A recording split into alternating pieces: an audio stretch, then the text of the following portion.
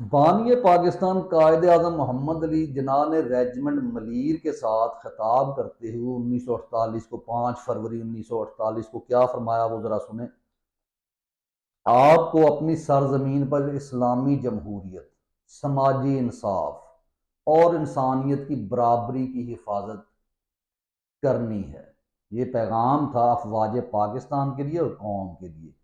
تو یہ لوگوں نے کیا کیا جناب، نہ تو اسلام جمہوریت ہی نہیں ہے، اسلامی جمہوریت یہ کہاں سے لے کر آتے۔ سماجی انصاف ہوتا ہے کہ سماج میں آپ معاشرے میں انصاف رکھتے ہیں اور ہر شخص کے لیے ایک جیسا انصاف ہوتا ہے، لیکن یہ تمام زندگی انہوں نے صرف اور صرف خود کو انصاف دیا، مافیا کو انصاف دیا، اور غریب جو ہے وہ صرف اس کو مذہب دیا، اور مذہب کے ذریعے ان کو بتایا کہ آپ پر یہ جو پرابلم، یہ غربت جو ہے، یہ آپ پہ اللہ کی آزمائش ہے، اور ان پر مولوی مسلط کیے۔ انہوں نے دین کا جو ہے وہ حلیہ بھی بگاڑ دیا، اور اس لیے کہ مینج قسم کے مولوی، جاہل ان پڑھ مولوی ان پر مسلط کیے، خود تو جاہل تھے اور علماء بھی انہوں نے جاہل مسلط کیے۔